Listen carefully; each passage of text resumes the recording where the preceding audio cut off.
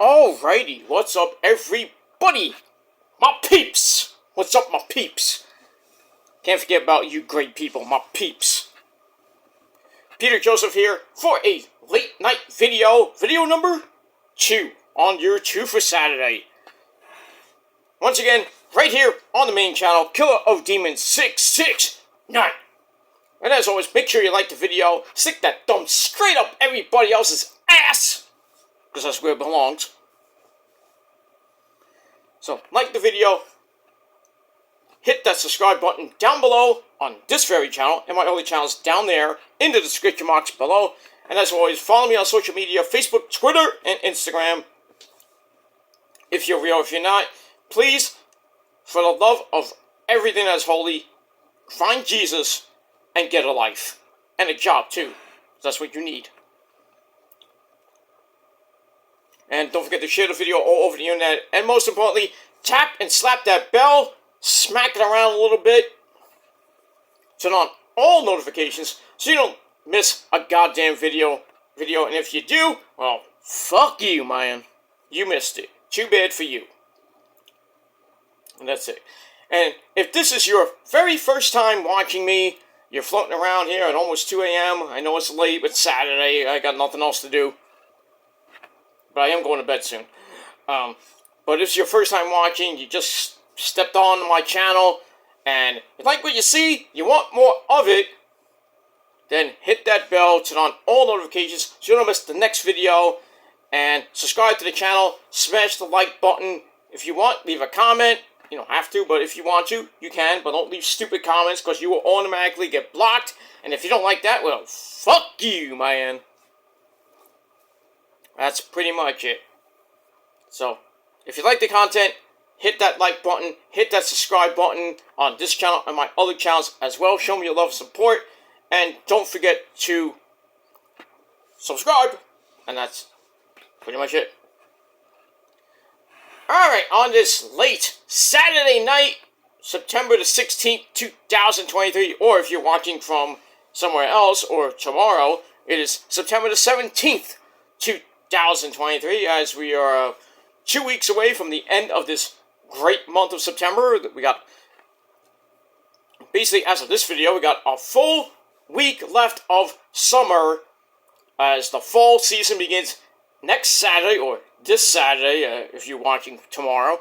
This Saturday night, this Saturday, fall will begin. The autumnal equinox, or just fall, will begin.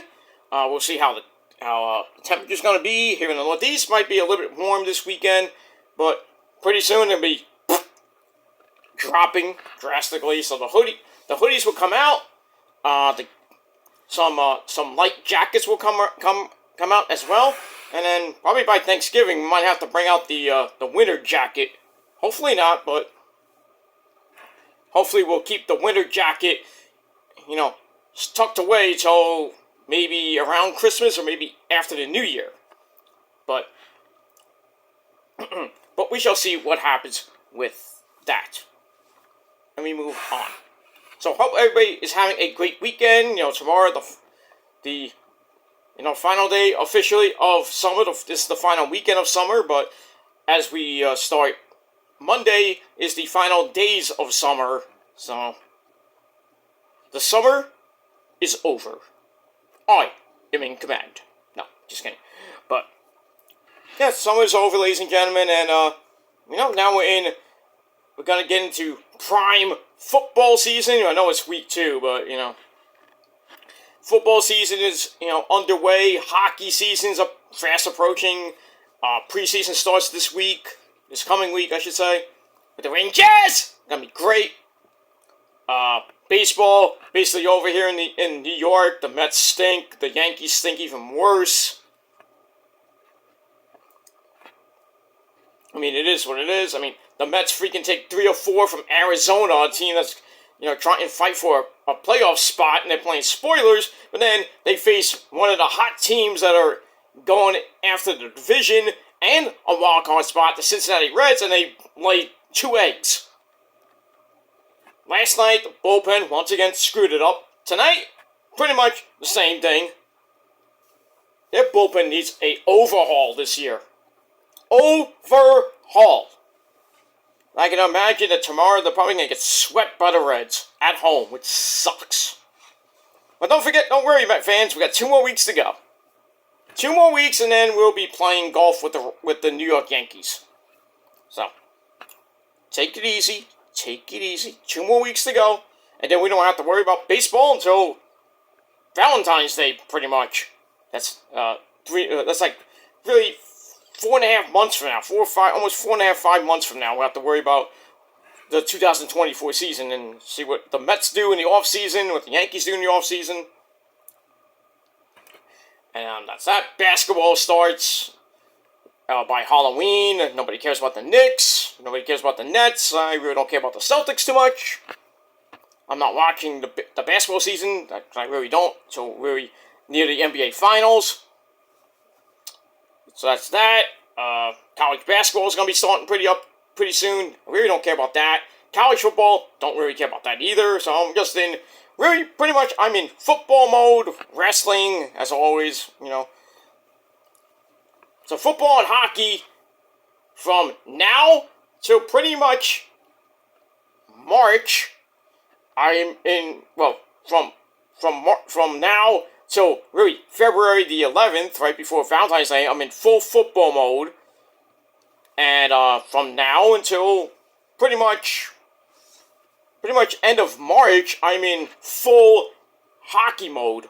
But when, you know, the 2024 baseball season starts, then I'm back to, you know, being a Met fan. So, but it's been a really, really tough year. A couple weeks away from that. So, October the 2nd, I will do my season review for the Mets.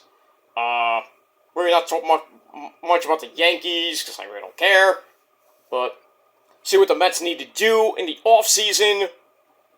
And then that's pretty much it. I won't be talking about the Mets at all unless like they get a big deal. Like they get Ohtani, they get Trout, they get Yamamoto, the new guy from Japan. I think his name is Inga or Ingaga, whatever it is. In the Garden of Eden. I don't know. So, but I will have Mets news coming your way between now and the end of the year. And maybe going into early next year. But we shall see what happens with that. So besides all that, wrestling news, reviews, coming your way throughout the rest of this year. So stay tuned for that. So the next 15 weeks, because that's 15 weeks from, as of this video, 15 weeks till the end of the year, full steam ahead till the end of the year with reviews, news, predictions, and all that other good shit you know and love. And as we go into 2024, we shall see what happens. There might be some changes coming your way. I don't know yet, but some big changes. Hopefully not, but we shall see what happens with that. Just take that with a grain of salt. And we move on. Alright, so the first video of the day, down below, my SmackDown review. Check it out. Give it a like, give it a thumbs up, and share it with your friends. That's it. Alright, at 2 a.m. in the morning on this Saturday night, September the 16th, 2023. Or like I said, if you're watching tomorrow, September the 17th, 2023. Once again, my name is Peter Joseph. I'm a content creator talking about the world of professional wrestling. And if you like it, great. If you don't, get out of here. Go to bed. Go fuck yourself. Just remember to wash your hands when you fuck yourself, if you know what I mean. Unless you're a chick, then you don't have to do that. Next time, call me, maybe I can help you out. But it is what it is, so that's that. Alright. Ladies and gentlemen, on video number 2, on this late Saturday night, it is time for your late night AEW Collision review for September the 16th, 2023. And that's it. Alright, so Collision, pretty decent show tonight. We had a couple of good matches on the card. We had Ricky Starks and Big Cass taking on Bryan Danielson Yes! And the Ring of Honor champion, Colonial. We'll get to that match in a little bit. Got some. We had a couple of matches announced for Wrestle Dream coming up in 3 weeks from this video, October the 1st. Already know Zack Sabre Jr. and Bryan Danielson are going to have a banger. But we got a couple more matches that have been announced for that show. So, Tony Khan doing some good shit, getting some matches announced. I know we're 3 weeks away. So, this week on Grand Slam, a whole lot more will be announced, hopefully, over the next 3 weeks. Because we're going to be in New York this week on Wednesday night at Arthur Ashe Hall Stadium for Dynamite Grand Slam. Big matches galore there. And then Friday night, 2-hour Rampage.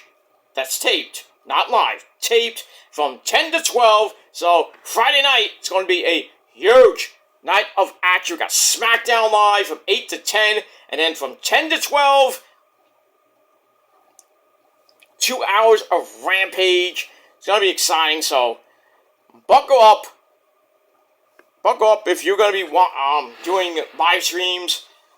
From basically 8 to 8, you're watching wrestling from 8 to midnight, and then you got to do a live stream after that. For SmackDown, you just do it right after SmackDown, or if you're going to do both, then do it after midnight. But it is what it is. I'm going to do my SmackDown review probably after Rampage goes off the air, so as soon as it hits midnight, probably a little bit after midnight, this coming Friday, I will do my SmackDown review, and then this coming Saturday, this Saturday, which is the 23rd, I will be doing my Rampage review, and then Saturday night I will do Collision, because that's live, obviously, and then we move on. And then we got Raw, NXT, and Dynamite. We got Ring of Honor as well, Thursday night. Impact 1000, Night 2. So we got a lot of great wrestling coming your way this coming week. So stay tuned for all that. And obviously I'm not going to do Impact. I mean, I did see some parts of Impact 1000, but I'm not really doing Impact Wrestling reviews that much anymore. I'm kind of sticking to what I've been doing right now. Raw, NXT, Dynamite, Ring of Honor, SmackDown, Rampage, Collision, pay-per-views, news, stuff like that. So that's the basis of my channels. Besides my Metal Guy channel, which is recipes videos. I'll be doing a little some music videos pretty soon. I actually got one coming next week, where I'm going to be talking about a new band that I just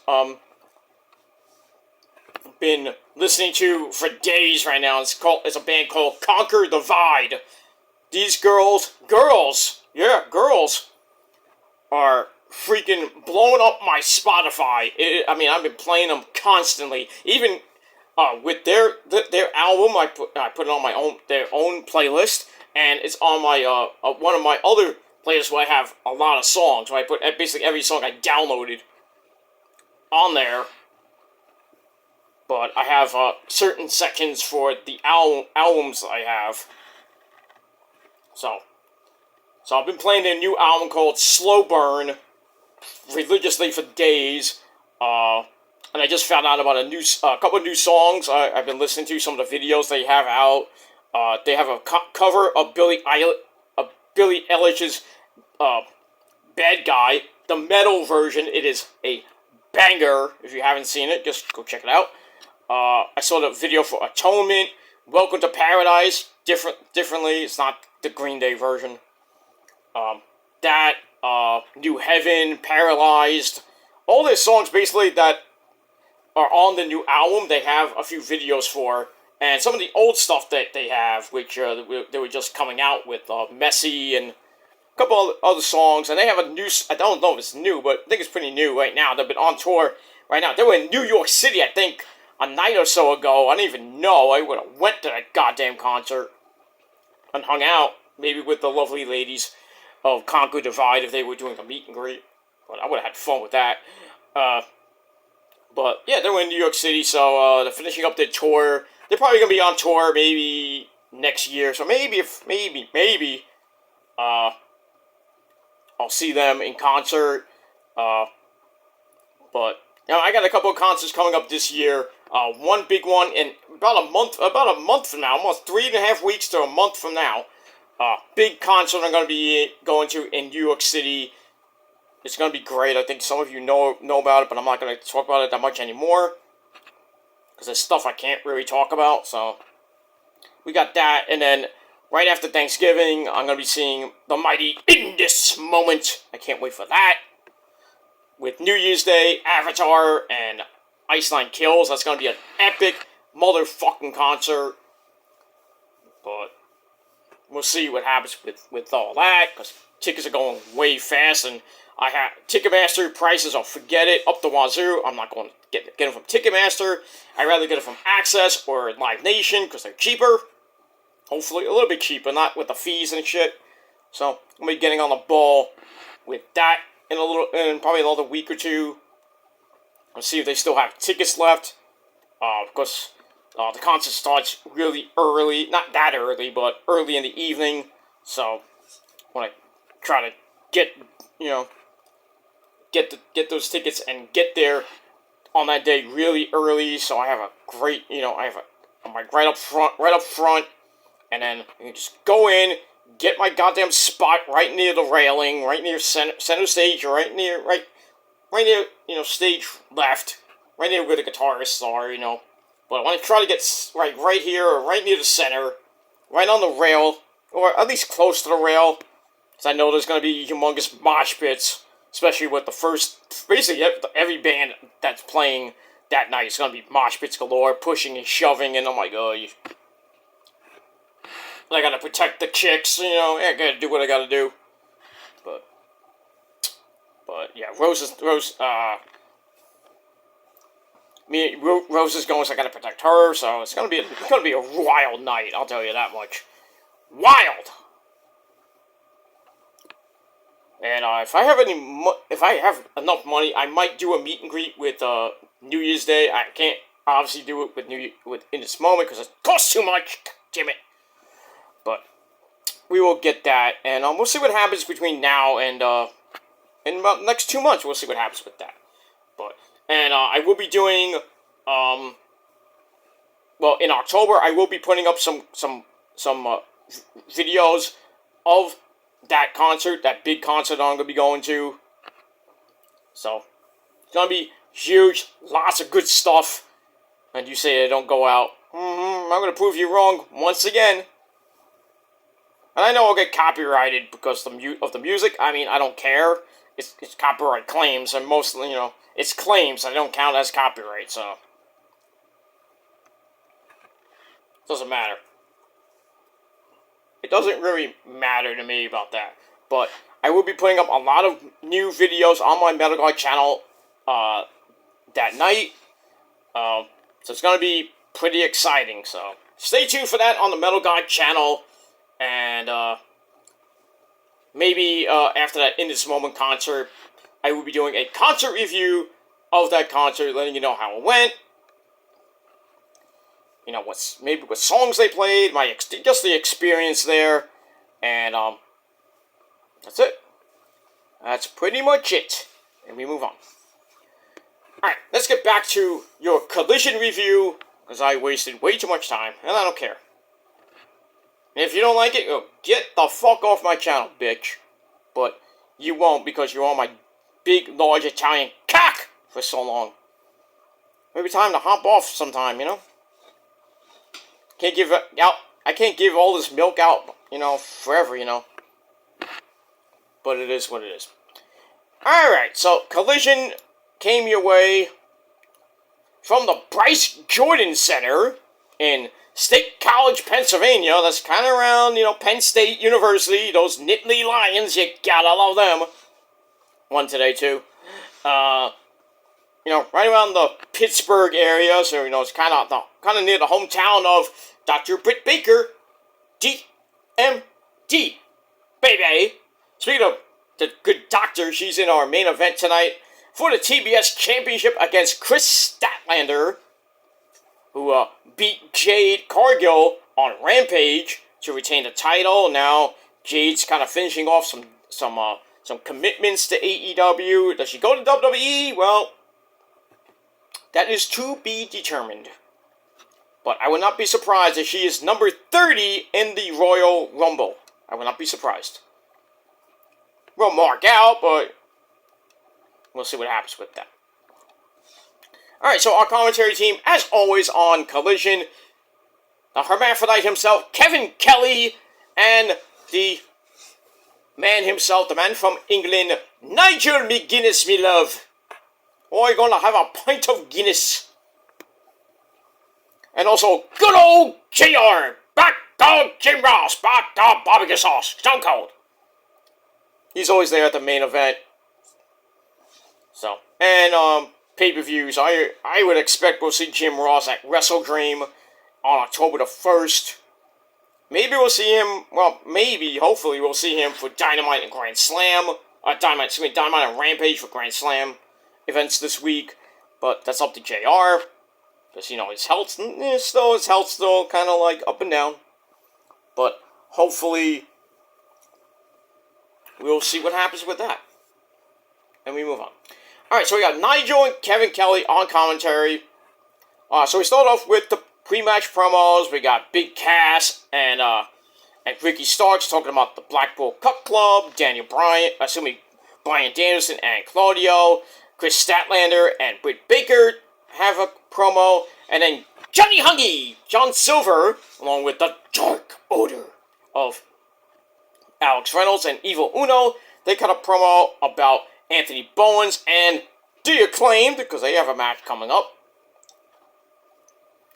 And that's it. Then we hear the music of Elton John. Saturday night's all right for fighting. It's Saturday night. You know what that means. Time to fight. Alright, so we're off and running with Collision. We've got the Pyro. We're all ready to go. We are live from Penn State University. And that's it. So we start off with match number 1. Absolute Ricky Starks taking on, teaming up with Big Cass. He's 7 foot tall, and you can't teach that. As they team up against 2 members of the Blackpool Cook Club, and that is Bryan Danielson. Yes! And his best friend, the Ring of Honor World Heavyweight Champion, Claudio Castagnoli. This match was brutal. It's pretty damn good. So let's get into it. So it starts off with Bryan Danielson and Ricky Starks, but Ricky's a little pussy. Tags in the big man, Big Cass. So the Dragon has to get some kicks in, tries to chop down that big redwood tree of Big Cass, but Big Cass takes him into the corner, beats the crap out of him. Bryan comes back with a drop kick to the knee. He's thrown back into the corner. He tags in Claudio, and then we get a just of strength between both guys. Big Bill takes the advantage after Claudio was trying to come back. Then they go back and forth. Big Cass goes for a suplex, but we see a Tiger uppercut for his trouble. Danielson comes back in. Big Cass takes down both of those guys, and then Ricky Starks comes in, chops the Dragon down in the corner, but Danielson reverses with some hard kicks in the corner. Then a Hurricane Rana off the top from the Dragon puts Ricky Starks down, and he's in a little bit of trouble, but he gets the tag to Big Cass with a big splash in the corner to take control on the Dragon. So Danielson is on the ropes. Big Cass boots him to the outside. And then Ricky joins him out there to take advantage as we go to picture-in-picture. And while that's going on, Ricky with the rope walk takes down Bryan Danielson. Almost felt like old school by the GOAT of all goats, and we all know that's the Undertaker. Then he starts doing the just chance to rub it in a little bit. And then both men take each other down with a double clothesline. Double clothesline! Danielson gets the hot tag to Claudio. Big Cass comes in. Claudio with some big time clotheslines in the corner. 18 of them, to be exact. Jeez. And then a tiger uppercut. And then Claudio with that brute strength. That guy is a beast. He picked up the big redwood tree known as Big Cass. Hits the TKO for a near fall. And then Big Cass gets right back up with a choke slam to hell. He gets a near fall. He tags in Ricky Starks, but Claudio takes him down, and then we get the big swing of doom for a near fall. That gets put. Then Claudio locks him in the Scorpion Deathlock. Big Cass gets out of it with some boots, but then Bryan Danielson flies in, takes out Big Cass. Ricky Starks hits a DDT on Claudio for a near fall, but Claudio comes right back with a tiger uppercut. Tags in Bryan. We get the kicks of doom by the Dragon, and then Ricky Starks out of nowhere with a roll up. But that gets turned into the bell lock, and Ricky's about to tap out. He's trying to fight out of it, and he does. And then he hits a big-time spear on Bryan Danielson for a very near fall. But Danielson goes up top, looks for a move, but Big Cass pulls the legs out, and we get crushed nuts on the ropes. And then Big Cass and Claudio battle to the outside, while in the ring, both men are on top. Ricky reverses the back body drop. And then, as the referee is trying to cool down Big Cass and Claudio, Ricky starts with the heinous act. Nut shot right to Daniel Bryan's nuts. So, no more kids for you there, Bryan Danielson. That's going to make Brie Bella really unhappy. So, low blow behind the referee's back to Danielson. And then Ricky picks him up, hits Rochambeau. 1, 2, 3, a shocking victory for Ricky Starks and Big Cass. They pick up the shocking win in 16 minutes. So your winners by pinfall, Ricky Starks and Big Cass. And that's it. So I gave the match 3 out of 5 stars, and we're off and running. We're off and running on Collision. And there we go. Alright, then we get a video of what's happening with the Hung Bucks, Hangman Adam Page, about to do some cowboy shit, and the Young Bucks. Pat and Nick Jackson, and their little thing with the Mogul Embassy, with Swerve, Brian Cage, and the Gates of Agony, and, my good friend Prince Nana, the real prince of the prophecy, the real prince of the purge, my good friend, he do the dance, do the dance, do the dance, do the dance. I'm not gonna do it, but I just did, but not fully. I mean, I would, just for Prince Nana's sake, it might make him laugh, but I'm not gonna do it. Anyway, so we see that, and then we get a promo from the Hung Bucks. So the Young Bucks and Hangman are in the back, and they talk about the match at Grand Slam this Wednesday night. They want to up the stakes, so they challenge the Gates of Agony and Brian Cage to put up their Ring of Honor 6-man tag team titles, and they know a little bit about that because the Hung Bucks used to be Ring of Honor 6-man tag team belts. Well, they know about Trios Championships too, and they're the AEW Trios Champions as well. Blah blah blah blah blah blah blah.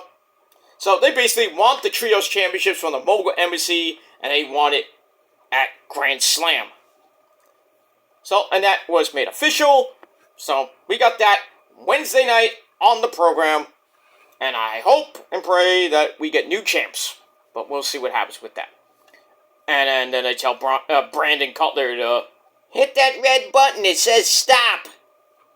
Do your job, Brandon. Cut the shit, Brandon. I still gotta watch BTE this week. I haven't really watched most of it. I'll watch it maybe tomorrow. But we got that. Alright, so I gave that segment 3 out of 5 stars. Then we go to dual promos from Powerhouse Will Hobbs. He talks about his next chapter in his book of Hobbs. It's called Destruction and Doom. No, it's called Destruction.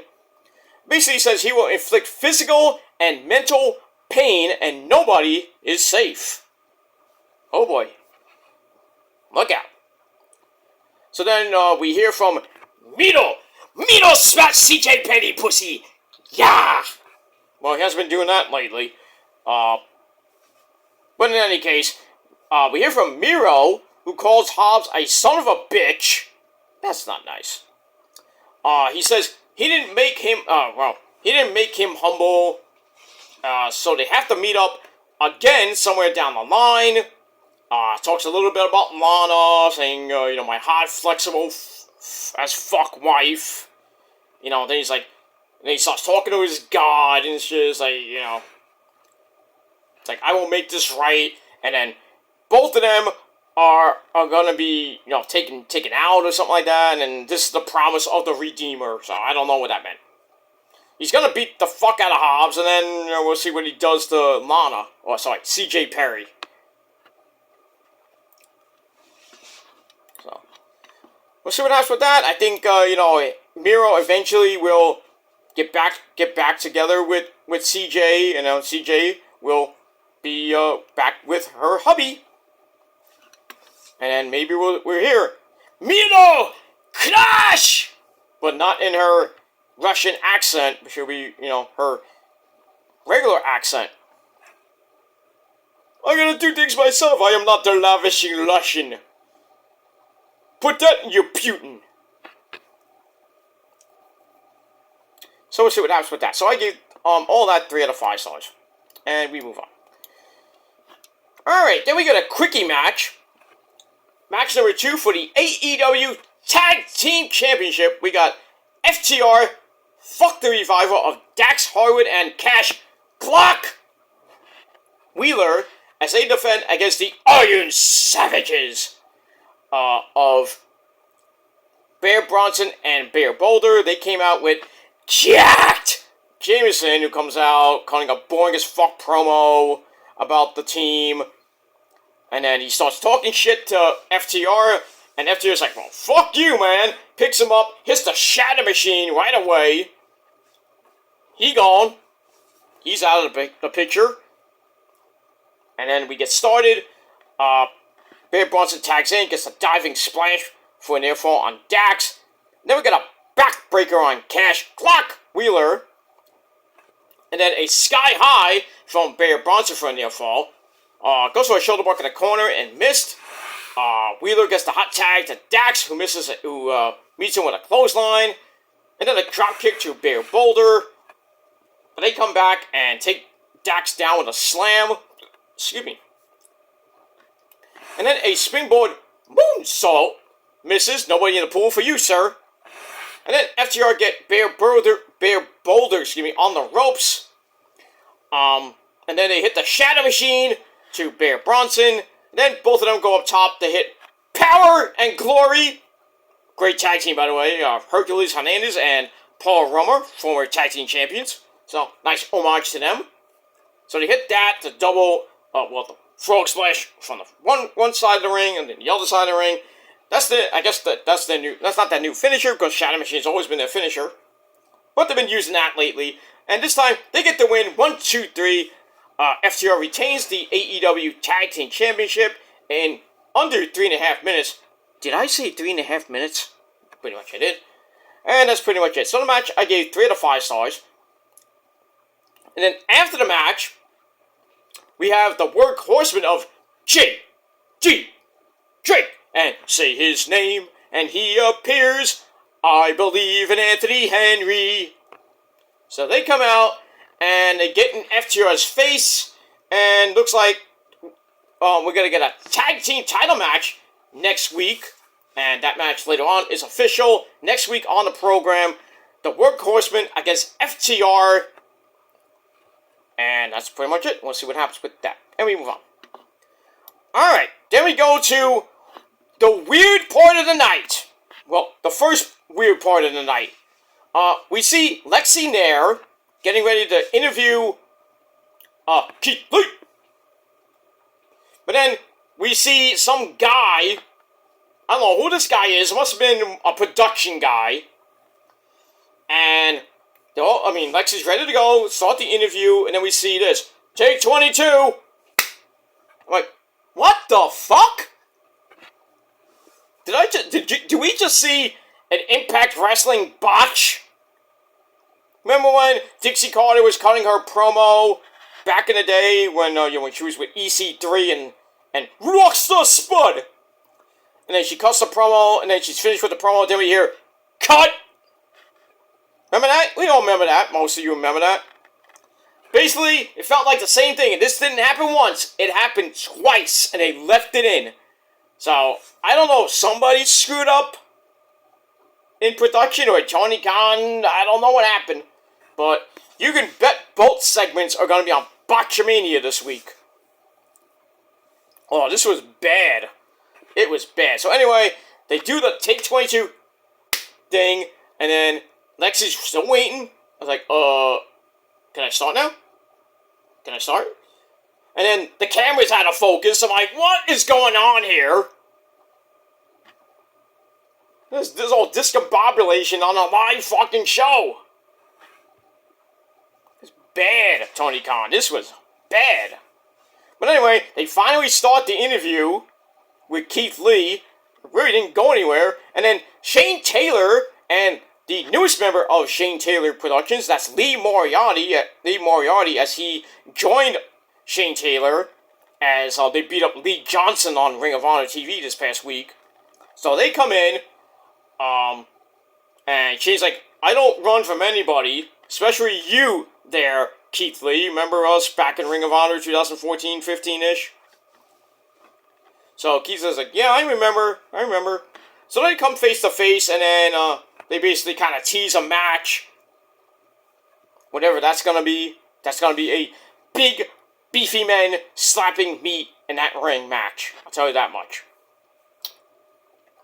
But all in itself, and that's pretty much it. I ate a donut before, that's why my lip looks like white, but it's up there.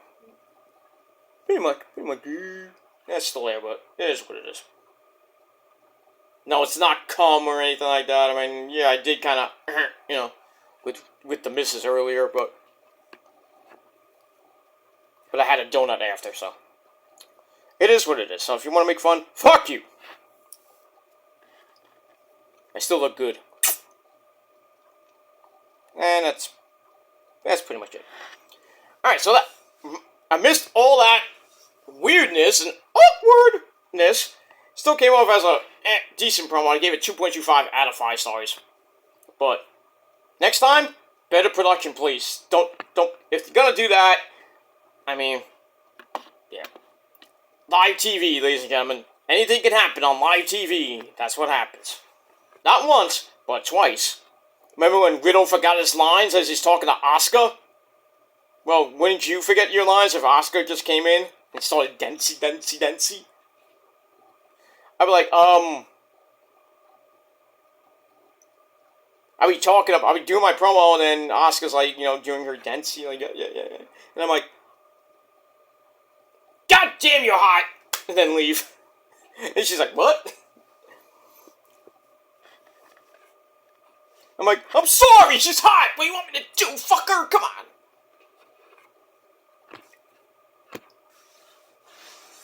I was like, she's just so cute! God damn it. Man, it'd be the same thing with Aew. It's like, Aew or Asuka or Kyra are just standing in the room, and I'm explaining something to them, and they're, they're listening, and I'm like, God damn, I want to fuck all three of you at the same goddamn time. Let's go. Gotta do what you gotta do, ladies and gentlemen. Lay that pipe down. Especially those three hot chicks. Oh. And we move on. Alright, so yeah, missed that promo, 2.25 out of 5 stars. But that's not the first time we get that marker guy. I don't know who he is, but he's probably fired after tonight. Alright, so before we get to our next match, match number 3, we have Johnny Hungy of the Dark Order. As he comes out with Evil Uno and Alex Reynolds, one half of the Beaver Boys. So, Johnny Hungy and them, they come out. Johnny Hungy has the mic, and he says, I go scissoring and you guys are doing it wrong. Wouldn't you like to know there, huh? You weirdo. Anyway, they say the Acclaim never read the contract, which states that Daddy Ass and Max Caster are banned from ringside. Oh, that's not good. Not good at all. So, we don't see Evil Uno and Alex Reynolds. They supposedly go to the back, but we'll talk about that in a minute. So, we start the match. Match was decent. Kind of back and forth match starts. Silver attack from behind. Bowens turns the tables with some chops in the corner. Big right hand is in control. And then he knocks Silver to the outside. They get back in. Silver blocks a DDT attempt, sending Bowens to the outside.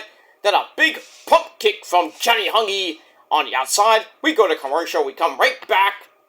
And Johnny Hungy maintains control over Anthony Bowens. Gets an insecurity to keep him on the canvas. And then a little rest period, basic headlock, circa 1904 from Johnny Hungy. But Bowens fights back, hits a big super kick. Then a big leg lariat from behind. Gets a near fall for Anthony Bowens. Then they trade blows on their feet, back and forth in the middle of that ring. Bowens gets a discus clothesline, then another one to take Johnny Hungy down. But Johnny Hungy comes back with a German suplex, then a deadlift. Bling! Buster! That's interesting for a near fall. Bowens comes right back with a neck breaker and a big knee strike. Goes for the cover, but Johnny Hungy rolls to the outside. We get some rolling forearms by Anthony Bowens. Takes Johnny Hungy down on the outside. Bowens rolls him back in, but then Evil Uno comes out of nowhere from underneath the ring. And he smacks Bowens, sends Bowens into the ring post. Ow.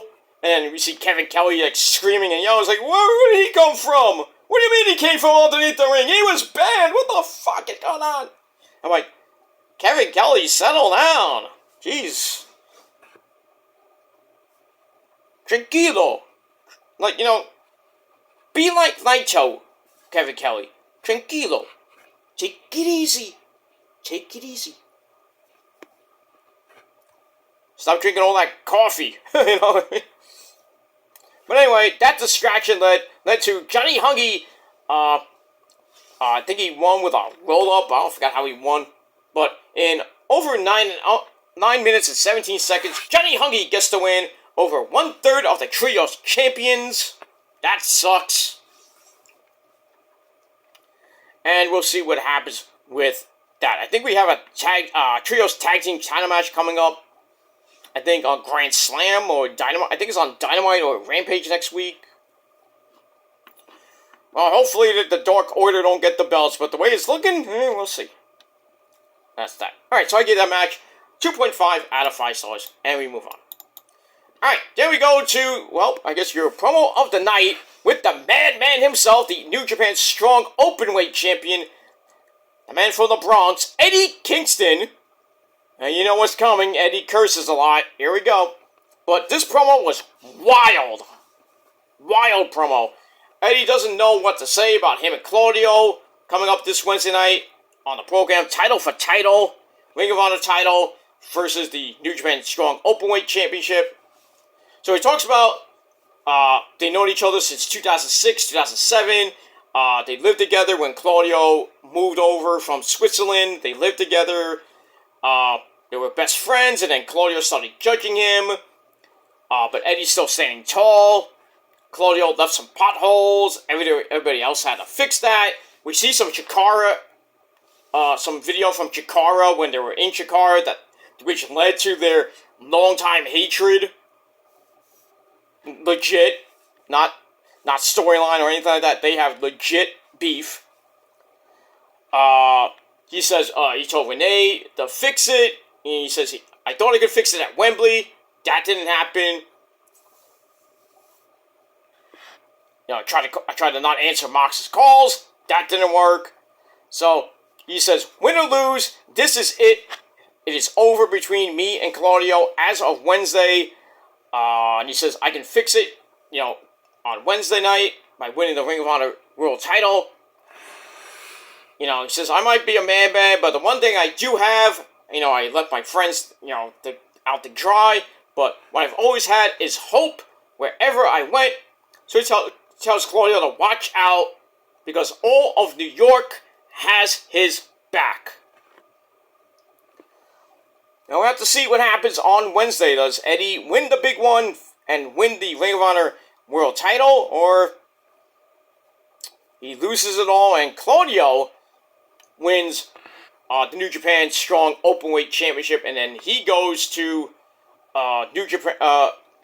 He goes to Fighting Spirit Unleashed sometime. I think it's in October, where they're going to be fighting in Vegas. So we'll see what happens with all that, and we move on with that. So I gave that promo very good, a very good promo from Eddie as always. 3.25 out of 5 stars. You know, he might be a man, but his promos are just sometimes. This was a good one. Loved it. And I gave it 3.25 out of 5 stars. Alright, then we go to the back. We have, I think it was Renee in the back. We see freshly squeezed orange juice, my good friend and yours, Orange Cassidy. How you doing? He's there with Son for the Man, Hook. Get in here. Hook, ladies and gentlemen, the FTW champion. So they're there. They're eating Doritos. They're eating Doritos. All we needed was Mikey Ripwreck, you know, and Mick Foley, you know. Doritos, Mikey! Doritos! You want some Doritos, Mikey? They're very tasty. If you don't get that ECW reference from way back when, then you're not a wrestling fan. Doritos, Mikey!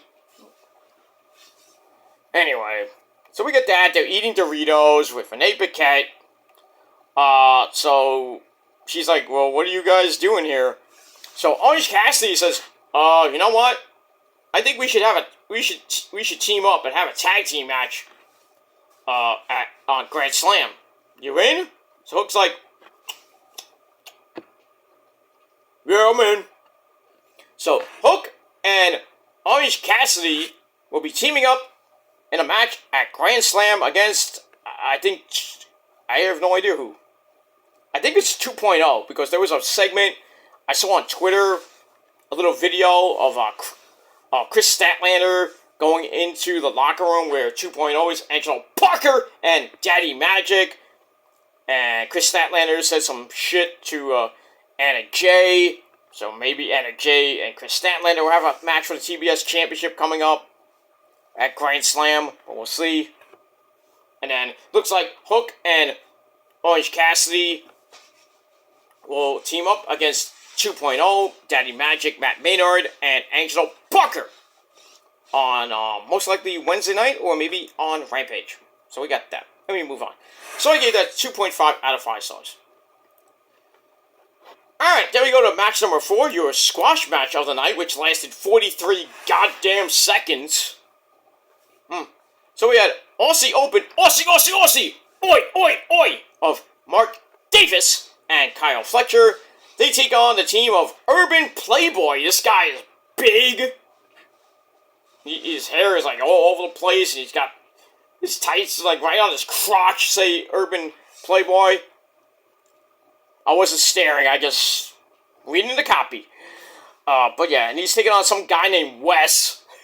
Wesley? No, just Wes. And yeah, really nothing to see. 43 seconds. They hit double Coriolis. And then that's pretty much it. Good. Bing, bang, boom, good night. Freaking squash. And that's pretty much it. So I gave the match 2 out of 5 stars just for reference. So I didn't want to give it a dud just because it's Aussie Open. I don't give them a dud. Come on now. Anyway, they get on the mic after the match, and they wonder if FTR are paying attention. They say, we get the job done in under 1 minute. And they say we've done almost everything FTR has accomplished. Won the IWGP Heavyweight Tag Team Championships, which they never lost, supposedly. Ring of Honor Tag Team Champions, even though they lost to Adam Cole, Baby, and MJF. And the one championship they have not won is the AEW Tag Team Championship. So they say, we're going to call our shot, and at Wrestle Dream, October the 1st, 1 year since FTR versus Aussie Open happened in New Japan at the King's Quest. No, Royal Quest, I should say. They want the AEW Tag Team titles, and it's time for a rematch. So, I mean, the first time it happened, I did see Royal Quest, FTR versus Aussie Open. I think that's when Aussie Open won the belts. The New Japan IWGP Heavyweight Tag Team Championships. There was a banger of a match, so you can expect that this match, the second match is going to be another banger. But I think FTR will get the win here, retain the titles. I just don't see Aussie Open, completing the trifecta and winning the AEW Tag Team Championships. But we'll see what happens with that. But I am on board for this. It's going to be a banger. And already, Wrestle Dream looks like it's going to be a classic. You got that. You got Bryan Danielson and Zack Sabre Jr. I don't know if that's going to be for the New Japan, the IWGP TV title. I don't know if that's going to be for the belt. We have to see. Then we got Hangman, Adam Page against Swerve Strickland. Should be a pretty good match. Then later on, we hear from the Ring of Honor Pure Champion, Katsuyori Shibata. He will be there in a match. We don't know who he's facing yet. And from what it looks like, we got a fifth match, possibly. Takeshita taking on Kota Ibushi. So right there, 4 out of those 5 matches are just going to be fucking bangers. I mean, I think Swerve and Adam Page could be a banger, but, I mean, it doesn't hold a candle to those 4 matches I already announced, so right now, even though Wikipedia says 3, but there's 5 possible matches that are going to happen in Seattle on October the 1st, 3 weeks from this video. It's Sunday. So, 3 weeks from tonight, from today, Wrestle Dream 1 in Seattle, and it's going to be a great show. I think it'll be the pay-per-view of that weekend, because we got NXT No Mercy that weekend, with a lot of great matches. I mean, Ilya Dragunov and Melo 2 for the world title, and we'll see what happens with all the other matches. Becky might have a rematch with Tiffany Stratton. Dominic Garletto, SA taking on Mustafa Ali. Possibly, maybe Dragon Lee gets into that match, making it a triple threat match. Got that. Tag team titles might be on the line. My cousin Tony D'Angelo and Stax might face a whole ton of teams for the tag team belts. I think that's it. They might have one more match in there, but we'll see what happens with all that. So, I mean, No Mercy card looks pretty damn good, but Wrestle Dream right now is looking to be the pay-per-view of the end of September going into the first day of October. So, I would think Wrestle Dream is going to be a humongous pay-per-view for AEW. It's going to be a banger. And then, the last pay-per-view of the year is Full Gear, November the 18th, at the Kia Forum in LA. So they're gonna go out with a good old-fashioned Gilmore Color-like bang. And then as soon as we hit 2024, I think we're gonna see a pay-per-view pretty much every month from AEW, and they're gonna be on Max. So if you don't have Max, if you haven't downloaded the app, do it now. I already done it. I get the free version. Haha. But I don't know if when the AEW pay-per-view comes up, if I have to pay to watch the pay-per-view, and if I do, so be it. I mean, so I'm not going to order it, obviously, because I get it on a free stream, which, works sometimes, but does not work. But I already have downloaded the Max app, so I'm good. But like I said, I don't know if when the pay-per-views start, if I have to actually pay for that, or it is what it is. But I got the free version so far, like I have with Peacock, which I don't really even watch Peacock, so I already, I had Peacock, I got rid of it. The only thing I get really for free is Amazon Prime and Hulu. I have to pay for Paramount Plus. I have to pay for Netflix, pay for Disney Plus. It's a pain in the ass. But I got enough money to pay for all that shit. Even though Disney Plus is on, the missus pays for that. I pay for Netflix and I pay for Paramount Plus. Everything else, HBO Max, I got the free version. Max, I got the free version. And I think there's another one I have a free version on, but I'm not sure. But that's that. So, anyway. So Wrestle Dream is going to be a humongous pay-per-view. And I can't wait for it. 3 weeks from this video. So, there you go. Alright, so FTR Aussie opened 2 for the AEW Tag Team titles at Wrestle Dream coming up in 3 weeks. So I can't wait for that. And we will move on. Alright, then we get a weird little sit-down interview with RJ City, the idiot that does the weird YouTube videos. It's just boring. But anyway, we start a little thing of Toni Storm and her past. I forgot what it was called. So we have RJ City and the beautiful Toni Monroe, Toni Storm. Watch out for the shoe! So they're trying to get the interview started, but Tony's worried about the lighting. It's too harsh, it's too bright. So they kind of want to try to cut it down a little bit. And then she finally starts a little bit. Talks about facing Saraya at Grand Slam. And then RJ's like, "You've changed recently. I'm kind of, worried about you." So Toni says she's still the same she's always been, but she's offended by the goddamn lampshade near her. Toni Storm got problems, and she got 99 problems, but a bitch ain't one.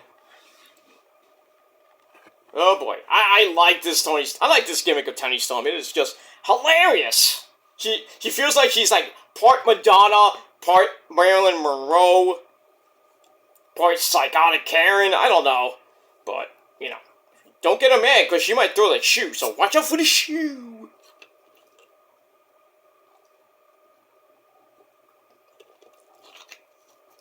And we get all that. So I give that 2.5 out of 5 stars, and we move on. Alright, match number 5, we have the Collision debut of Scorpio Sky as he takes on El Idolo Andrade. So, Andrade against Scorpio Sky. Pretty good match. Andrade offers the Code of Honor, and then Scorpio's like, "I'm not going to shake your hand, I'm going to shake the referee's hand, because he looks like me." Okay. So it starts off with Scorpio taking control, but Andrade comes back with a basic headlock. Then the head scissors take over from Scorpio, and Andrade says, "Fuck that." Hits a dragon screw leg whip in the ropes to target the knee of Scorpio Sky. Ow! And I think he just came off that injury. So Andrade climbs the ropes, Scorpio shoves him, sends Andrade careening over to the apron, landing back first. Ow! Falls to the floor. Crazy spot. And then they're outside the ring. They get in the ring. Andrade comes back, hits the Eddie Guerrero de Three Amigos. Why is he doing that move, Pedro? Well, he's kind of emulating you because he's from Mexico too, like you, Eddie. I know, but he doesn't. I do it better than him. I even do it better than that stupid pendejo. What's his name? You know his name. Rey Mysterio. I do it better than that pendejo. I know, Eddie. I know. But they're just paying homage to you because you're a great man. Oh, I know. Thank you. But you know who does it better than me? My son, Dominic Guerrero, because he has that Latino heat. He does. He does. And he's got Mommy Rhea Ripley. He's got Mamacita. I know that you see him. He's great. She is great. But you know, if I was alive today, she'd be my Mamacita. I don't want to know. You might have to ask. You might have to like watch out for Buddy Murphy because you know they're engaged now. They're Eddie. So, and I think you know your Mamacita in heaven, their Joni Lauer, you know, China might get really angry with that. She might throw her chancla at you. I don't know. Oh, there's no worry, Jesse. I take care of her with that Latino heat under my pants. I don't want to know. I don't want to know. You just treat her right, and that's it. Let your son worry about his problems with, you know, Mommy Rhea Ripley and his, you know, pinga, okay? Right, just go. Adios. Oh, adios, Jesse. Okay. Weirdo! But I digress. Anyway, and I'm not disrespecting the dead. If you think that, well, fuck you. I'd like to see you do some better impressions than me, but nobody can and nobody will. That's that. Anyway, so Andrade gets the 3 amigos, but, you know, Scorpio with a back suplex to interrupt the 3rd one. That sucks. And then he goes for a back suplex again, but Andrade transitions into a big splash. And then Andrade's like, come on! Takes some kicks to face, but he wheels off some dragon screw leg whips. Again, on Scorpio Sky's leg. Scorpio comes back with a sunset flip pinning combination in the ropes, but Andrade kicked out of that. Andrade goes to the floor, then a big flippy dibbity-doo by Scorpio. That was pretty damn nice. They go back in, and we get a backhand from Andrade. Looks like you knocked Scorpio Sky the fuck out. But Scorpio somehow came back, gets a fruit roll-up for a near fall. And then Andrade's like, that's it. I'm going to finish this guy off. Knocks in the figure 4 out of nowhere. And then has a little bit of trouble, but he finally transitions into his wife Charlotte. Charlotte's figure 8. And Scorpio has no choice but to tap out in over 9 minutes. So your winner by submission, Andrade. So that most likely made Charlotte wet in her panties. But it is what it is. So Andrade is your winner, and that's pretty much it. So I gave the match 3 out of 5 stars. After the match, we have the Bullet Club. Too sweet me for the love of God. We have the Bang Bang Club. We have Rock Hard. Juice Robinson, along with the Gun Club. It's Guns Up. Colton and Austin Gunn. And they're representing the Switchblade. Wait, with the Switchblade. Jay White. They all come out to celebrate Andrade's win. They say Guns Up. Guns Up, hose down. No. So Jay White, says, Bullet Club in the house! So he thinks what Andrade really wants is the Switchblade Spotlight, but he can't have it right now, so he proposes a match next week on the program where Andrade can step into the spotlight with the Switchblade and then try to breed with Switchblade. Jay White says, this is my era, the era of the Switchblade, and if that doesn't work for you, well, we can do it right now. So Andrade goes outside, goes up the aisle, but then referees and security stop him, but he gets back in the ring, he's like, come on! And that probably just ends the segment, and that's it. So, next week on the program, Andrade, for the first time ever, against Jay White of the Bullet Club. Put your guns up, ladies and gentlemen. Put your guns up. Or you can just do this too. Too sweet. And we move on. Alright, after that, we get a nice video package looking at the history of the Golden Lovers, Kenny Omega and Kota Ibushi. And their little, both men, have a target on their back, and that is Kensuke Takeshita and the devil himself, Don Callis. So we'll see what happens with that. But looks like we're going to get Ibushi versus Takeshita one-on-one, or possibly a tag team match with the Golden Lovers teaming up again against Takeshita and somebody. We'll see what happens with that as we move on. Alright, then we go to the back where we have Tony Baloney in the back. Speaking of Shibata, we got the Ring of Honor Pure Champion, Katsuyori Shibata. He's in the back. So he mentions that this Thursday on Honor Club on Ring of Honor TV, he will defend the Ring of Honor Pure Championship against Nick fucking Wayne. That's going to be pretty interesting to see. But first, he talks to the mic. You know, he has the Google Translate in his hand. He says, "I'm coming to Wrestle Dream," and that's pretty much it. Who's he gonna fight? I have no idea. But I think we're gonna get a Ring of Honor Pure Championship match at Wrestle Dream. Shibata against the ever popular TBA. That guy gets around. So we'll see what happens with that. So I gave that 3 out of 5 stars. And we move on. Match number 6 on the program. We have the Righteous of Vincent and Dutch. As they take on the Hardy Boys, we got Jeff Hardy, dude! And Matt Hardy did it! So they're in tag team action, and we saw the Hardys team up with the Lucha Brothers on Rampage last night to take on Jay Lethal, that's Jeff Jarrett, along with the Butcher and the Blade. We saw the Hardys and the Lucha Brothers get the win there. So, the Hardys now in action against the Righteous. Excuse me. Pretty decent match. I thought it was going to go maybe a minute or two longer, but it went 7.5 goddamn minutes because they had to, kill the time and save time for the women near the end. So it's also with Matt Hardy and Vincent. Matt hits a side effect, or goes for a side effect, it gets denied. And then Matt says, well, that's not going to happen. And he does the delete headbutts in the corner. Then tags in Jeff Hardy, dude. Comes in with a splash to Vincent for a near fall. And then a snapmare, a drop kick. Tags in Matt Hardy. They hit Poetry in Motion. Vintage Hardy Boys. So they hit that. And then eventually Vincent gets the tag to the big man Dutch. It's the Boss Man Slam or the ever popular Black Hole Slam to Matt, but he only gets a near fall out of that. And then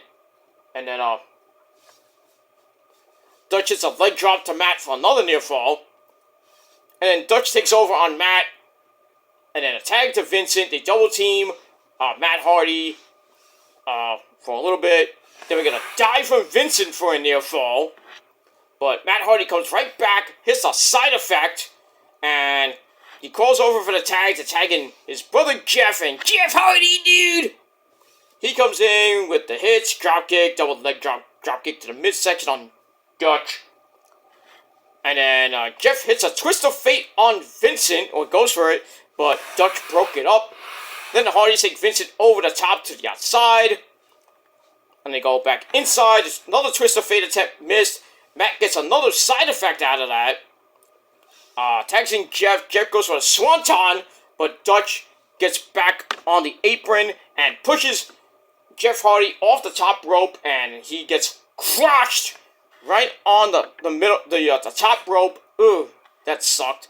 And then basically the Righteous just take Jeff Hardy apart. Vincent capitalizes and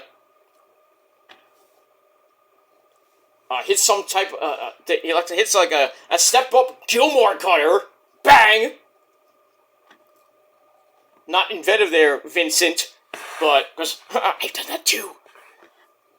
Everybody's trying to, do variations of the Gilmore cutter, and it's not working that good. I mean, some are interesting, and I might steal, especially a lot of people in the indie scene have been doing it, so I have to take some notes. So he jumps up on Dutch's chest, and he bounces off, hits like a floating diamond cutter, Gilmore cutter, I should say. 1, 2, 3. The Righteous get the pin over Jeff Hardy. Why is Jeff Hardy taking pins all of a sudden? What the hell is going on with the Hardy Boys? They're like losing all the time. This is not right here. Alright, if they want to go out like jobbers, and I don't like that decision. But that's the way you want to go out, let them go out like that. Alright, so the Righteous get the win in 7.5 minutes. The match I gave 2.5 out of 5 stars. After the match, Dutch has the mic, says, "We are the Righteous, true believers who see truth in the liar's lies." Liar's eyes, I should say. And then Vincent says, "We defeated one of the greatest tag teams in the world, and people in the world are prisoners to false icons, listening to the devil on their shoulder." And Vince is like, "I'm not the devil, I don't believe in Satan." That's a lie. Remember all that stuff you were doing in Ring of Honor that was like satanic? Especially with Matt Taven. I think we all know what happened back a couple years ago. You sick bastard almost trying to throw him off the balcony in an abandoned police station or whatever it was. Remember that match in Boston where we saw the first appearance of Dutch? That was a crazy match. Shouldn't have ended the way it did, but still. That was crazy. The Boston Street Fight, or whatever they call that match. And I forgot what pay-per-view that was. I think it was Death Before Dishonor a couple years ago. Before the pandemic. Blah, blah, blah, blah, blah, blah, blah, blah. So Vince is like, I don't believe in Satan. I'm not that type of guy. Then he calls out Adam Cole, baby, and MJF. And says, "We're targeting you guys and the falsehood of your friendship." So, we'll see what happens with that. That might be the next title defense for MJF and Adam Cole, baby, as they take on the Righteous. And that's pretty much it. And in an inexcusable absence, Stu Grayson, where the hell is he? I guess they want nothing for him anymore. They're probably going to release him again. Just put Stu Grayson back in the Dark Order already. Sad that he's not doing anything. But it is what it is. And that's that. Alright, then we get we got Eddie Kingston's epic promo from before on Colonial. Now we get Colonial's rebuttal. So Colonial knows Eddie better than he knows himself. Eddie isn't man enough.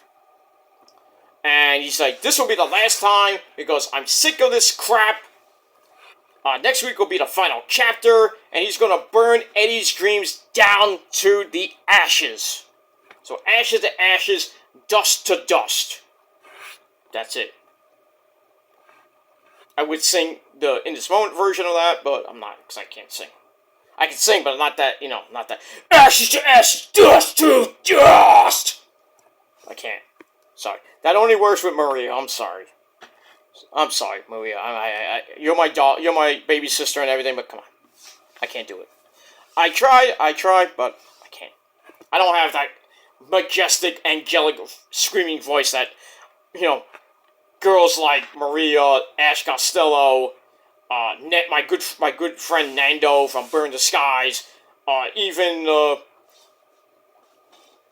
Janelle from, I think her name is Janelle, from Conquer Divide. She screams her ass off! And that's pretty much it. So, big ups to Conquer Divide, a new album out now, Slow Burn. It's a banger. And check them out on YouTube. And at a theater near you when they are back on tour. Because I think they're about to end their tour with Electric Callboy. And then I think they're going to take, I guess, the rest of the year off. Unless they're going to do some more dates. I don't know. But, I'd love to see you back in New York. And they're at the Palladium in Times Square, which used to be the Best Buy Theater, the PlayStation Theater. Man, if I knew that a week or so ago, I would have dropped about $40. I would have went. If there was a meet and greet, I would have dropped a little bit more too. But sadly, I found out about it on their Instagram. It's like, "Oh, we were in New York City." I'm like, what? Damn. I was like, "Hey, if you're ever in New York City, look me up, dude. We'll hang and jam on some Isley Brothers tunes." But yes, yeah, I gotta be respectful, because, you know, all the members of Conquer Divide, respectfully. Even though one I think is married, so. But still, respectfully. Respectfully. That's it. That lead singer, woo! I think her name is Keo Real. I can't even pronounce it. But I can say Kia. That's her, shorten it to Kia. She looks amazing and she sings so good. She is an angel. And man, I've been playing Conquer Divide on Spotify. Back to front, front to back. Mixes is just amazing. They are great. And that cover of Bad Guy by Billie Eilish, or Eilish. You gotta hear that? Holy crap. It starts off like like a normal version of Bad Guy. And then right near the end, right around the middle part to the end, it just gets dark. And I think Janelle just starts screaming from the depths of hell. It's just, I'm like, yeah!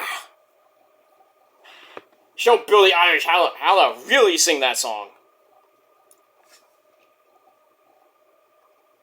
And then, another band I just found out, Electric Callboy, did a version of what's that song called?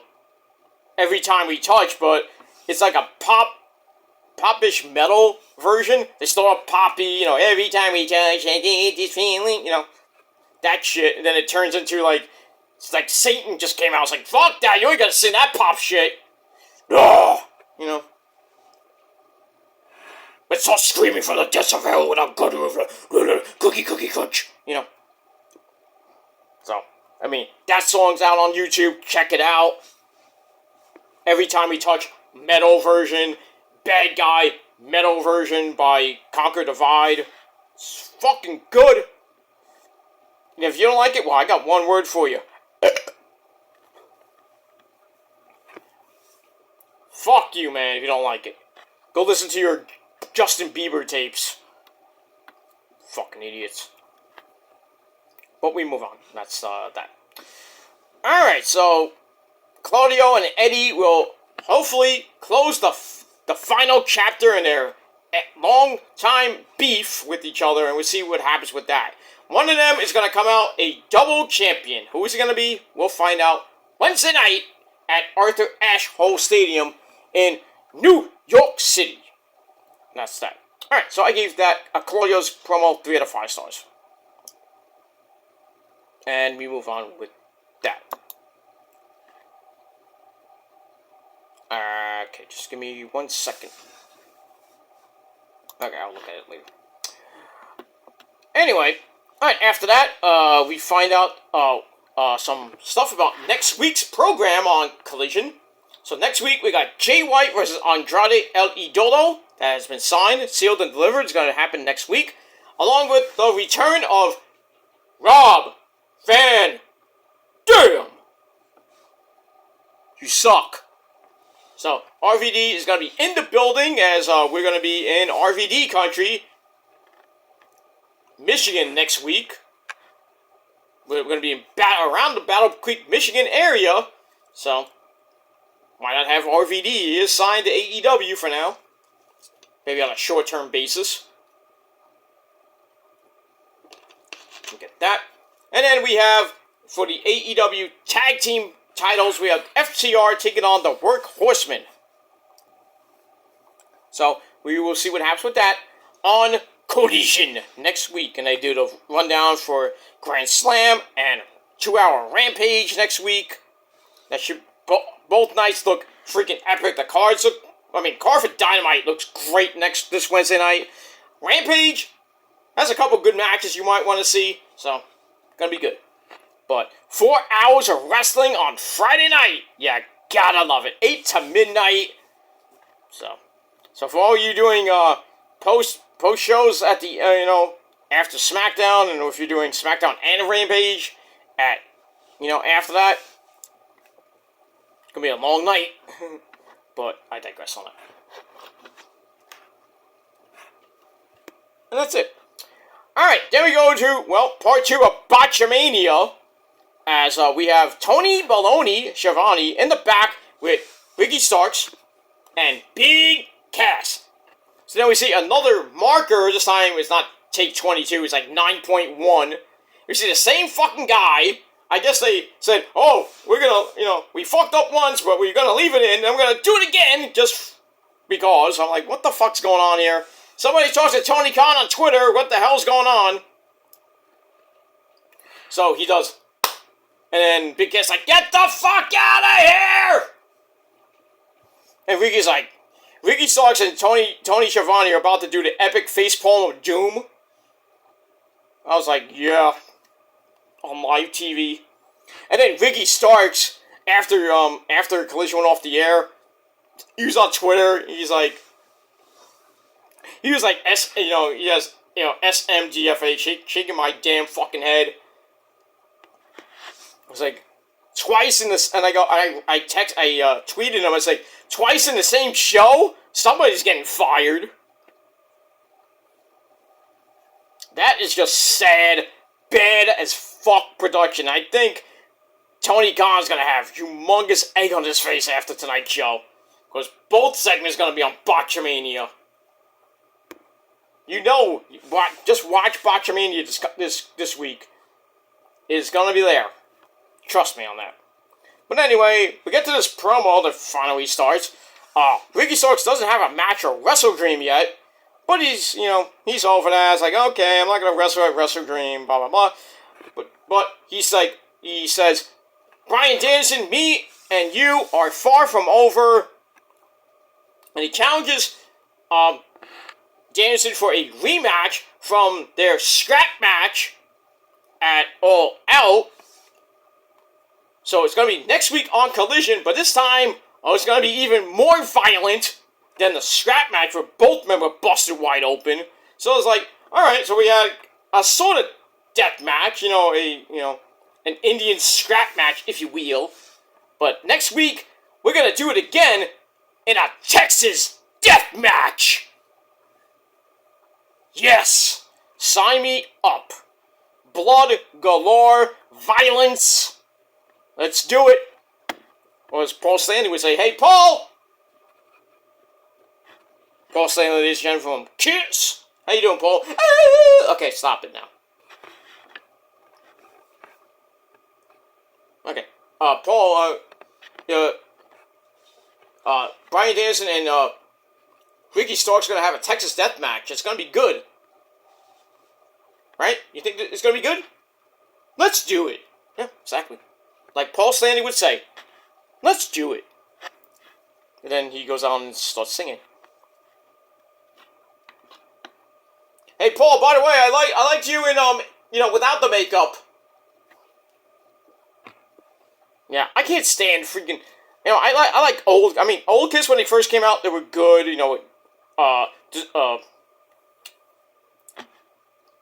Dynasty, what was I call it? Dynasty, Dynasty, Kiss Alive 1 and 2, Destroyer, God of Thunder, King of the Nighttime World, and all those good hits back in the day, I like that Kiss, I Was Made for Loving You was kind of what is this? Disco Kiss? Come on now. But they made it work. God of Thunder, I Love It Loud. All those great hits they had in the early years of Kiss. And then when they took the makeup off, I think it was the best fucking period of Kiss. They had Animalize with the late great Mark St. John on that album. And then, then he sadly died.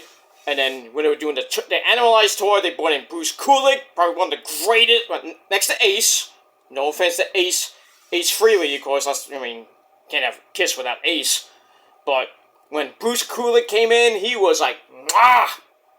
What that metal, rock, guitar sound to Kiss. His solos on all the albums he was on, from Animalize up till the last album, which was, right before the reunion album. What's the last album? Carnival of Souls, the final album. Well, I think it was called Carnival of Souls. Something like that. I think it was called Carnival of Souls. I have it too. Great stuff. Great stuff. I mean, Tears Are Falling, all those great hits. Crazy Nights, the album Crazy Nights. Hot in the Shade with Forever, me and Rose's wedding song and everything. We don't play it that much anymore. She still loves it, but doesn't want to hear it anymore. I don't know why. God Gave Rock and Roll to You, and then probably one of my favorite albums of that era, Revenge.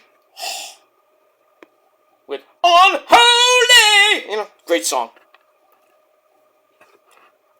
Great song. Take It Off, the Skipper song. Every Time I Look at You, another great ballad from Paul Stanley. Domino from Gene Simmons, and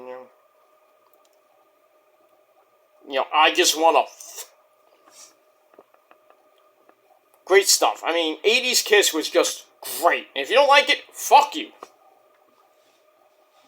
Then they had a reunion tour. They had Kiss Unplugged, which led to the reunion tour with Ace and Paul coming back, putting the makeup back on, which I didn't really like. I liked it for the reunion, but then I was like, okay, now you got, can we just bring back Bruce and Eric and have Unmasked Kiss from 98 on? But no. From really 98 till now, pretty much makeup. And now they had Ace for the reunion tour, then he kind of went bye-bye. Peter Criss on the drums for the reunion tour, then he kind of stopped after a while. And then they brought back Eric Singer to play the Catman, put the Catman face paint on. They brought in Tommy Thayer to be Ace Frehley. Nobody can emulate Ace. Come on. So, but they've been doing some pretty damn good shit. They came out with a couple good albums. Even the first album with Peter and Chris in years, which was Psycho Circus, that was good. And then with the new lineup of Tommy and Eric Singer, they had 2 albums, Monster and Sonic Boom. Didn't really do that good, but still. It was alright. One good song was Modern Day Delilah and Say Yeah. That's the only 2 hits they had. Other than that, they always put on a great show. Lots of fire and pyro. Gene Simmons spitting up blood. And, the girls showing their tatas at him and everything. Come on. But sadly, as of December, I think beginning of December, they're going to be done for good.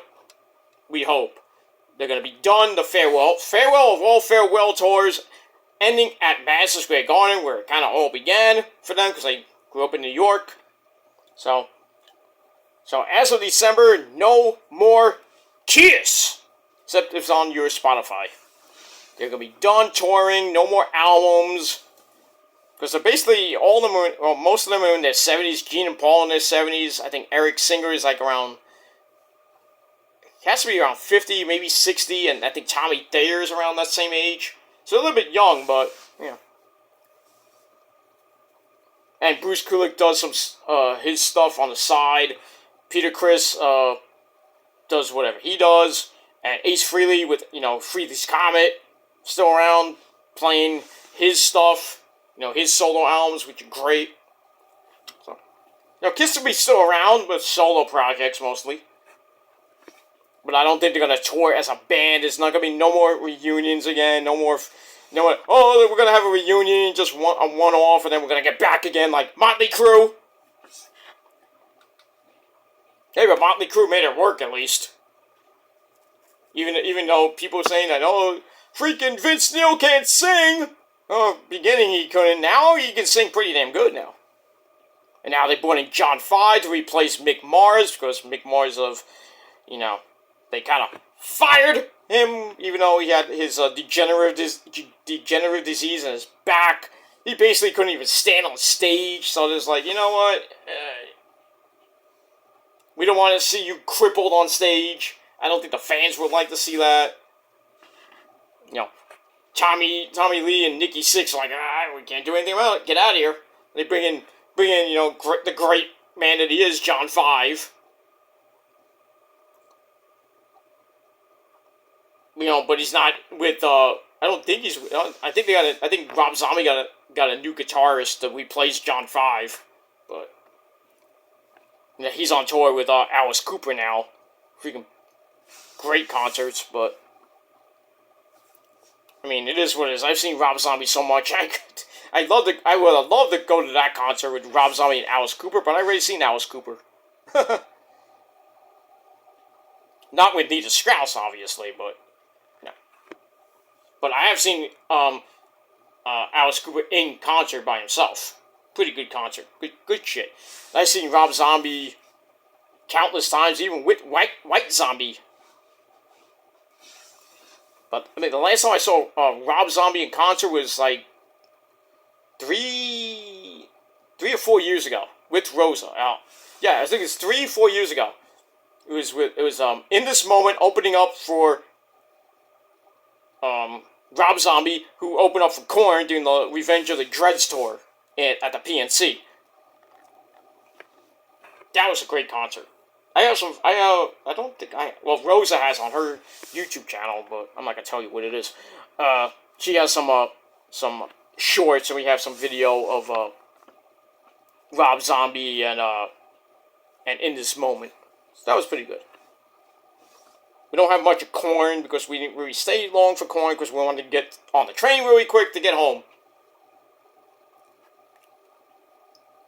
Because if you don't make that train, you're fucked. Because you're gonna be staying in Long Island. Jersey, and you're gonna have to Uber to get to a hotel. And you'll be lucky if you have any money left to get a hotel room for the night.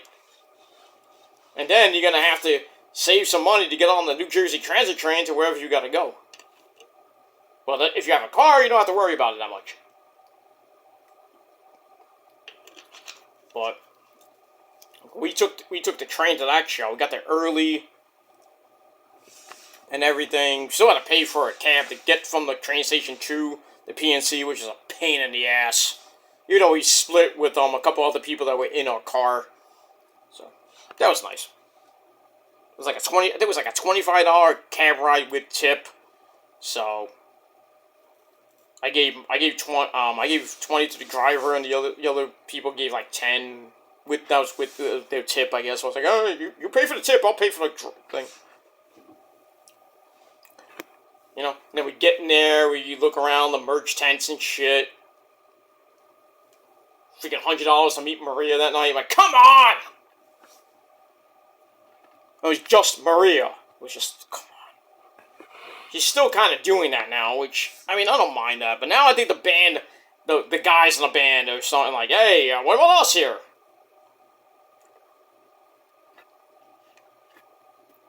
We have that. Alright, enough about that. Alright, so, where was I? Oh, yeah.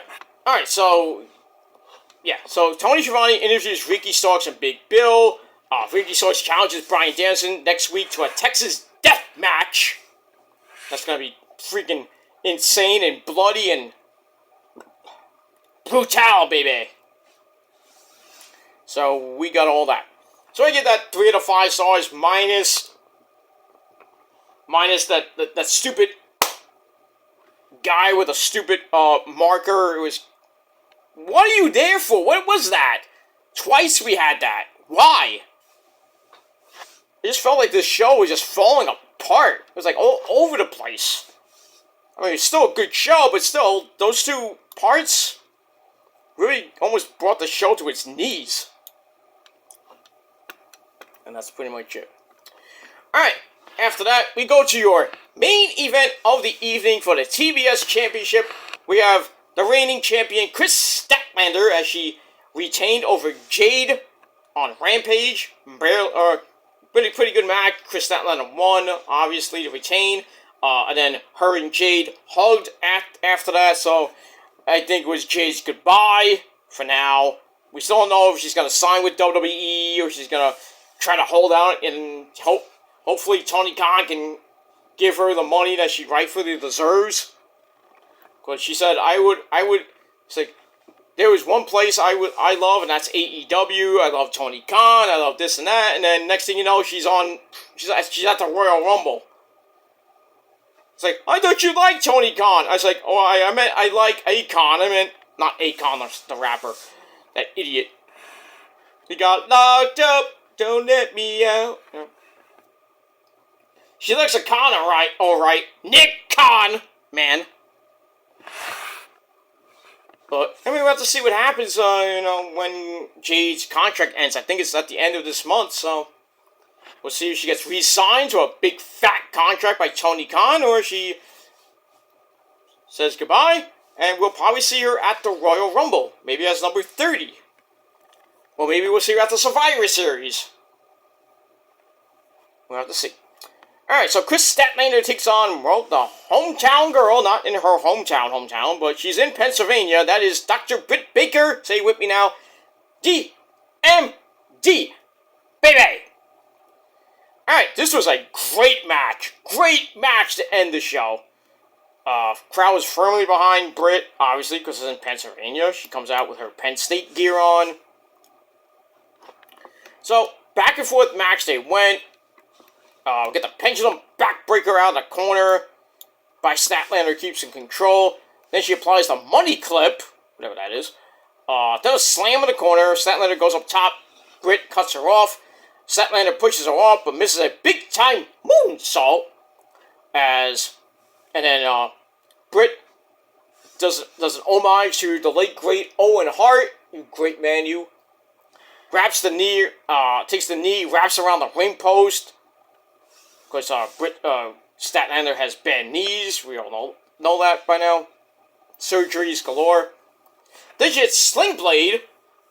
But then Chris Statlander out of nowhere comes back with a Blue Thunder Bomb. And we all know that everybody kicks out at 2. For that.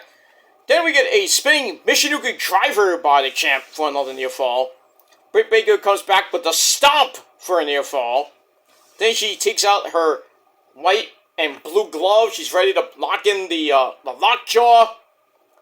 Statlander gets a fruit roll-up for a near fall, as Britt took too long. So Baker says, okay, I'm going to spin you into the lockjaw, but once again, Statlander escaped. They trade blows in the middle of the ring, but a semi kick to the head by Statlander kind of knocks Baker for a loop, but Britt retaliates with a super kick, and then Statlander with a spear, and then both women are down. The fans are going nuts.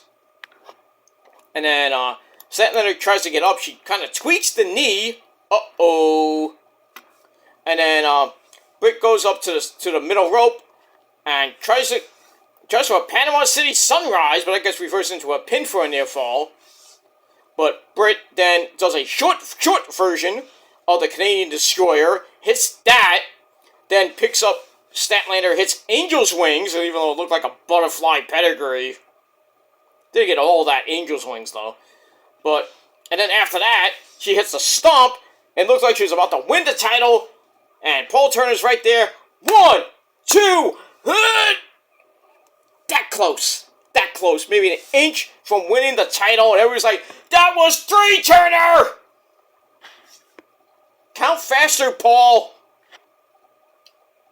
You fucking schmuck. And even the commentators are like, that was 3! Britt won the match, she got robbed! She kind of did. So Britt goes back up top, but Statlander catches her. I think he tried for maybe electric chair drop or something, but Britt kind of spun out of it into AJ Lee's move, the octopus, or what she call that? The kiss of death, I think she called it. I forget what she called it. But she locks in the lockjaw, and then brings Statlander down to her feet. Statlander's about to tap, and then somehow she turns that in with Britt's fingers in her mouth. She somehow rolls on her back and puts Britt's shoulders to the mat, and referee Paul Turner goes 1, 2, 3.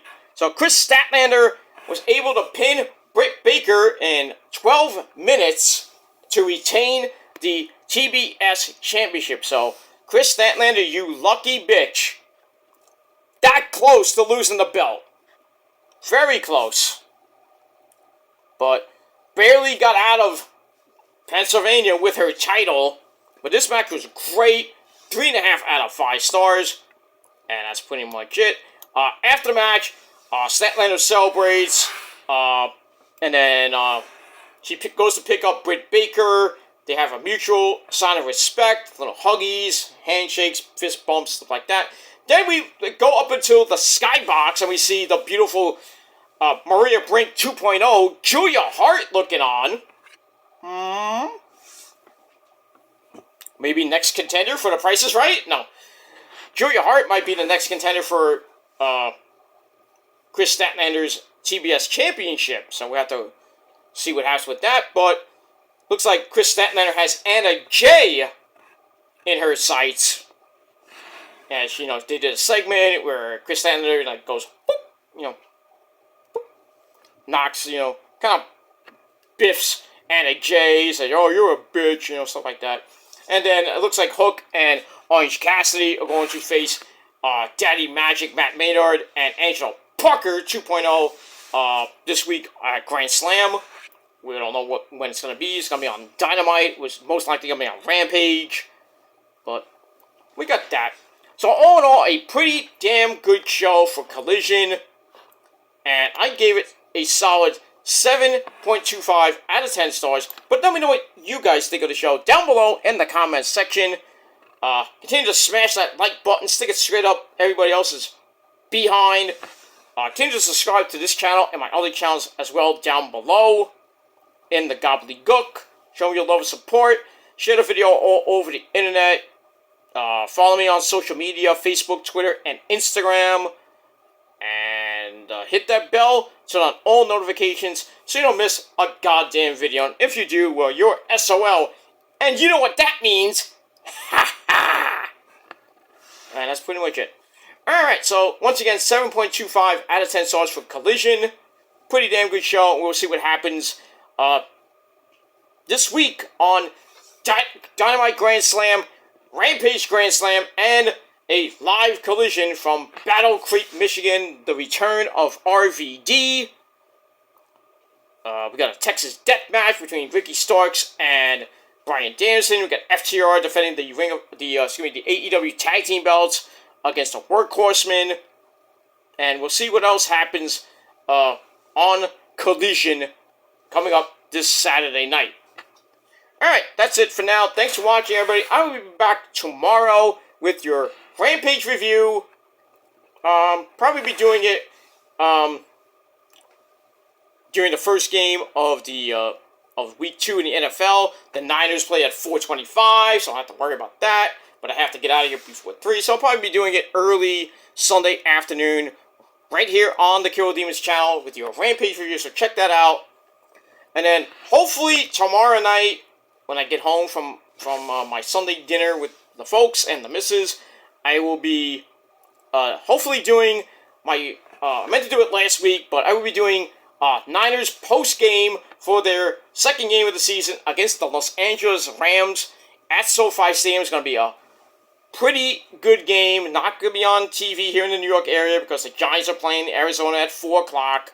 The Jets are on Channel 2 against them Cowboys. They're going to get raped without lube, so we'll see what happens with that. But you never know in the wacky world of the NFL and the league where they play for pay. So Week 2 is upon us. We had the Eagles defeat the Vikings last night. Well, at Thursday Night Football. So they're 2-0. So we'll see what happens with the rest of the teams this week. Sunday Night Football, we got the Patriots and the Dolphins. Should be a pretty good game. And then we got Monday Night Football. We got 2 games on Monday Night Football. The Saints are going to be playing. I forget who else. Well, that should be it as we end Week 2. And then as we start Week 3, September the 21st, this Thursday night, Niners got their first home game of the season at Levi Stadium with 30, 40,000 screaming freaking 9-9 Banger Gang fans. And then you're going to rape the New York Giants without lube. Because the Giants fucking suck. And I hope they lose tomorrow. Because I picked them to lose. And you know what happens for the last 5-6 years. Every time I pick the Giants to lose, they fucking win. But they're playing Arizona, in Arizona. What is there to lose? Besides a little bit of money, but it is what it is. And that's that. So I think, like I said, I think the Jets are going to get destroyed tomorrow by the damn Cowboys. They look dangerous. Same thing with the Eagles right now, so that NFC East is going to be pretty much a dogfight between the Cowboys and the Eagles. Probably one of them is going to get the 1 seed, depending on what the Niners do. So, I mean, it might be a 3-team race in the NFC between the Niners, the Eagles, and the Cowboys. I mean, we'll have to see. But hopefully, the Niners don't see the Cowboys in the playoffs unless it's like the first round, and they get the home game at Levi Stadium, and then hopefully, the Eagles can get bounced out, but I doubt it. Unless Jalen Hurts gets hurt, no pun intended. And we'll see what happens with that. But that'll be a long season. We got 16 more games to go. So, 16 more weeks to go before the playoffs in January. So, got a long way to go. So, I'm going to take it one game at a time. But the Niners have a pretty hard game this week. Then they got the home opener against the Giants. I mean, the Giants still look good, so if they lay an egg at Levi Stadium and they lose like 31-0, then it's pretty much their season's pretty much done. But we'll have to see. So I'm not taking that game lightly as a trap game or anything like that. But we have to come out at Levi in front of those great fans, and the Niners have to come out, kick some fucking ass, which they are going to do. Tomorrow against the Rams and at Levi Stadium this Thursday night on Amazon Prime. I don't know if they're gonna broadcast it here in New York. So if you don't have Amazon Prime, well, you're fucked. You're gonna have to listen to it on the radio, unless it's not gonna be on Fox 5 because I think the Yankees are gonna be on that night. So there you go. So it's not gonna be on Channel 5. They might put it on Channel 4 or Channel 7. So, might get Thursday Night Football on Channel 4, even though it's not actually announced. But, we'll have to see what happens basically after Monday, with the Monday night game, where the Giants will be playing. If not on regular local TV here in New York, they'll be on Amazon Prime. So, if you don't have Amazon Prime, like I said, you're fucked. So, but I'm not, because I have it right on my rich man's TV with my rich man's PlayStation 4. So, I get to watch it for free. So I'm going to have fun Thursday night watching that game, humiliating my dad because he's a Giant fan. So I'm going to have war on Thursday night. War. And then that's pretty much it. Alright, I got to go. It's 3:39 in the morning. I'm going to bed because I want to get up in the morning. Got to do some chores. And then I'm going to be do my Rampage review, and then I'm gonna get out of here and go to Sunday dinner with the folks, watch the Sunday night game, watch the Giants. I'm gonna have the Niners on my phone with the app, and then watch the Jets, in picture, because my dad has that, it is what it is. So it's gonna be fun tomorrow, and all that good shit. Alright, damn, it's 57 degrees outside, but in Casa del Joseph it's like 89, so it's still a little bit hot, so that's nice. You get a little bit of hot, you don't have to put the AC on too much, or put the fan on. Maybe just for the cat, but, the wrestling cat Zuzu, doing some good shit. She's feeling better. I got her a new water dish, which lights up. It's very good. It's like it has a sensor, so you go to the sensor, the cat goes to the sensor, and then it goes, and then you see the water go, whoop. Pretty good. So, she loves it. She can't get enough of it. Hoorah! So, but she's doing good. I still have to monitor her thyroid. I have to take her back for a blood test whenever I can, maybe next month. But, because, vet bills are pretty expensive. Very expensive. But, we'll see what happens after that. But she's doing good. She's in good spirits, not peeing all over the house as much as she was before. But she's doing good. She loves you all. And to all you other cats out there, she will kick your ass in a steel cage, brother. And that's that. Alright, enough about that bull funky. I'm going to get out of here. Thanks for watching, everybody. Check out my SmackDown review down in the description box. And that's it. So thanks for watching. I'm Peter Joseph signing off. Peace out. Rock on and rock hard with your cookout. And if you're not down with that, my friends, you stupid motherfuckers, well, you're a bunch of fuckboys. See what I did there? You're a bunch of fuckboys. Jealous fuckboys. That's what you are. Jealous fuckboys. Because you can't win, and you will lose every single time. And I'm sorry, but if you're not down with that, besides being fuckboys, we all got 3 words for you. Fuck you, man. And that's it. Thanks for watching, everybody. And I'll see you guys again next time. Peace. Bitches.